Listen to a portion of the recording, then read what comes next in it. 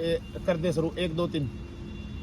नमस्कार साथियों, जैसा कि आप सबको पता 17 अप्रैल 2024 को बेरोजगार टीजीटी यात्रा प्रारंभ हुई थी घोषणा से पंचकूला। उस पड़ाव में अपडेट्स आपको देते रहे हम। और आज 5 मई दिन रविवार चौधरी देवीलाल स्टेडियम से और एचएससी के सामने प्रोग्राम तो था हमारा धरना स्थल का, लेकिन एचएससी के सामने हमने उस यात्रा को संपन्न किया। और इस विषय में जो हमारे पहले साथी थे संघर्ष के और अब वाले हैं, उनके बीच में कुछ मुद्दे काफ़ी टाइम से वीडियो खेल रहे थे लोग, ठीक है। अब वो सारे के सारे नॉर्मल है और भविष्य में इन्होंने सब ने प्लानिंग की है कि मैं बोल दूँ भाई 12 मई दिन रविवार भिवानी में 56, 57 प्लस 7471 का कंबाइन कार्यक्रम होगा। CET प्लस में 7471 का कंबाइन कार्यक्रम होगा, जिसका सभी साथियों ने खुले दिल से जिसको सपोर्ट किया है। कुछ कंडीशन रखते हैं उसमें भी, कोई राजनीतिक आदमी नहीं आना चाहिए, तो वो कंडीशंस मान ली गई हैं। और उसमें सब ने समर्थन किया है कि सारे के सारे जो टीजीटी साथी हैं वो 12 मई दिन रविवार भिवानी में ज़्यादा से ज़्यादा संख्या में पहुंचेंगे। और वित्त मंत्री साहब बोलेंगे कि तो रितु मैडम अपनी बात रखेंगी। रितु मैडम नमस्ते, गुड इवनिंग।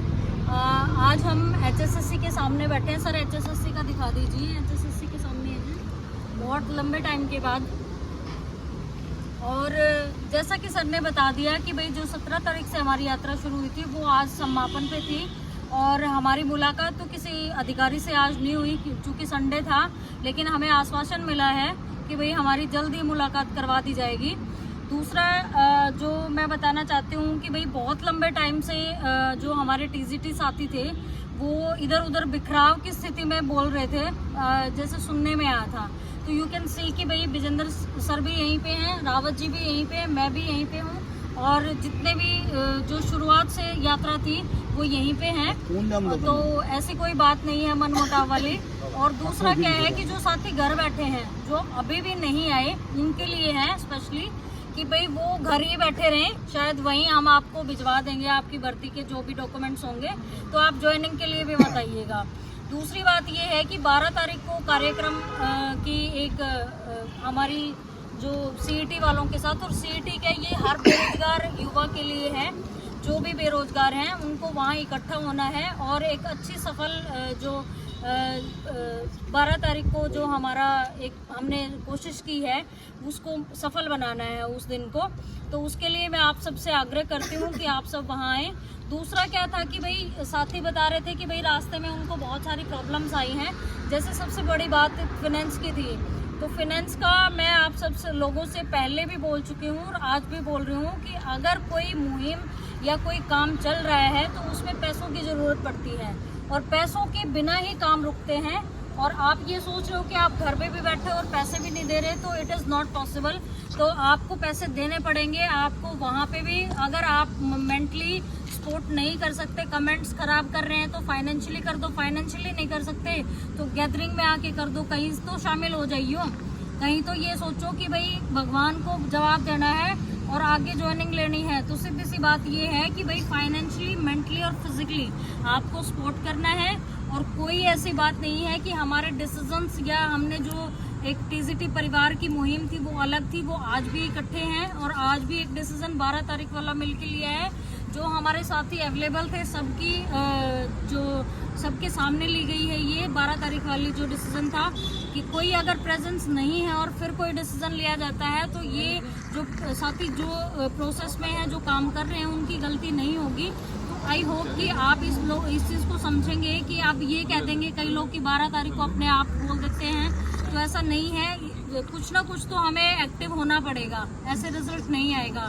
जैसे अभी साथी इतने संघर्ष के बाद यहाँ इकट्ठे मतलब आए हैं अंतिम पड़ाव पे, तो अभी भी आपकी गैदरिंग नहीं थी। आप ये सोच रहे हो कि 12 को भी अगर ये डिसीजन गलत है तो पीछे वो बैठ के कुछ भी बोलते रहें, या तो यहाँ आके अपने डिसीजंस या अपने विचार सुझाव जो भी आपको बात कहने रखें साथ में आके, या फिर वहाँ इकट्ठे होएं।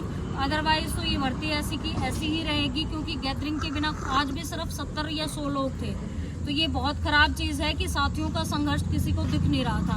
मैं यही कहूँगी कि उन लोगों को, इन लोगों के पैरों के छाले या इनको बुखार हो रहा है, विजेंद्र जी को बुखार है सुबह से, वतन जी की भी तबीयत खराब है, देवेंद्र जी का भी काम अटका हुआ है, संदीप जी भी परेशानी में है, एक जो हमारे साथी वो भी ऐसी कुछ परेशानी में है।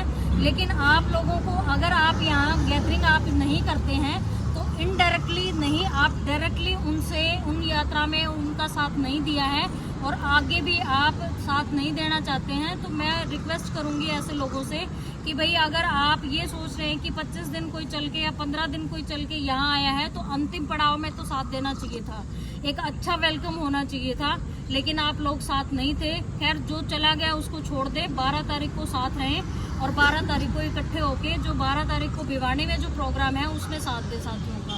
धन्यवाद।